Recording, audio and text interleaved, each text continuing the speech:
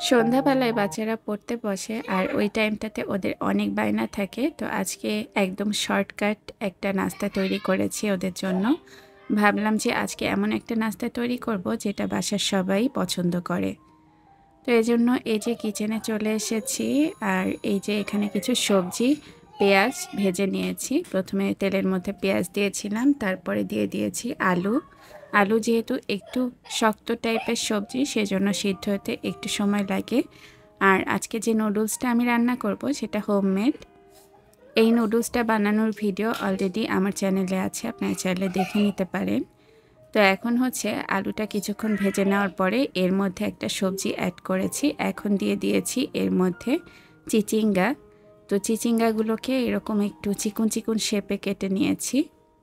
নুডলসে শুধু ক্যাপসিকাম গাজর না, অন্যান্য সব দেশি সবজি দিলেও ভালো হয়। আর কাটার টেকনিকটা যদি একটু ভালোভাবে কেটে নেওয়া যায় তাহলে দেখবেন ওটা খেতে কিন্তু বেশ সুস্বাদু হয়েছে।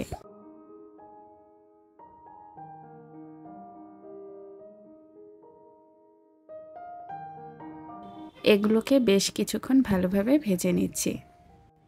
বাইরের নুডলসটা আমার বাসায় কেউই তেমন পছন্দ করে না। বাইরের নুডলস কিনে আনলে দেখা যায় শুধুমাত্র গেস্টদের জন্য মাঝে মধ্যে করে দেওয়া হয়, তাই ছাড়া বাসায় আর কেউ খেতে চায় না। বাসায় বানানো নুডলসটা একদম ফ্রেশ থাকে। এজন্য আমার বাচ্চারা যখন আরও ছোট ছিল তখন থেকেই এই হোমমেড নুডলসটা আমি নিজে হাতে তৈরি করি। এর আগে যখন নুডলস মেকার মেশিনটা ছিল না তখন আমি রুটি কেটে কেটে নুডলস তৈরি করতাম। ওটাও খেতে কিন্তু প্রায় একই রকমই লাগে। যাদের হাতের কাছে নুডলস কাটার মেশিন নেই তারা কিন্তু রুটি কেটে তারপরে নুডলসটা তৈরি করে নিতে পারেন। এটার স্বাদ বাজারের নুডলস থেকে অনেক ভালো যদি ঠিকঠাক মতো রান্না করা যায়। আজকে তো এর মধ্যে কোনো চিকেন টিকেন দিচ্ছি না। তো বেশ কিছুক্ষণ সবজিগুলোকে একটু ভেজে নিয়েছি। এখন হচ্ছে একটা ডিম দিয়ে দিচ্ছি। একটা ডিম দিয়ে ভালোভাবে এটাকে ভেজে নিচ্ছি।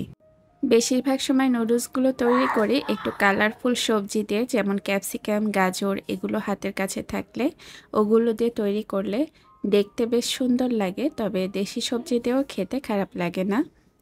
আর শীতের সময় দেখা যায় এই নুডলসটা আমার বাসায় প্রায় প্রতিদিনই তৈরি করা হয়, কারণ শীতের সময় সব সবজিগুলো একদম ফ্রেশ ফ্রেশ পাওয়া যায়। তো এখন হচ্ছে সিদ্ধ করে নেওয়া নুডলসটা দিয়ে দিয়েছি। আর এই নুডলসটা সিদ্ধ করে নিয়ে যখন পানি ঝরিয়ে নিয়েছি তখন এর মধ্যে কিছুটা পরিমাণ সয়াবিন তেল আর লবণ দিয়ে দিয়েছি। এজন্য আর এখন এক্সট্রা করে লবণ অ্যাড করা লাগছে না। আর আমি দেখেছি নুডলস সিদ্ধ করার পরে এর মধ্যে যদি তেল আর লবণ দিয়ে দেওয়া হয় তাহলে নুডলসগুলো একদম ঝরঝরা থাকে চুলায় দেওয়ার সময়।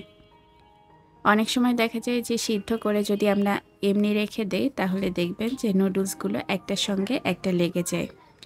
তো এখন বেশ কিছুক্ষণ এটাকে ভেজে নিয়েছি। এ পর্যায়ে নুডলসটা রান্না হয়ে গেছে, চুলার জালটা বন্ধ করে দিয়েছি। এখন তো আমি বাচ্চাদেরকে খাবার সার্ভ করছি। আজকের এই ভিডিওটা আপনাদের কাছে কেমন লাগলো তা অবশ্যই কমেন্ট করে জানাবেন।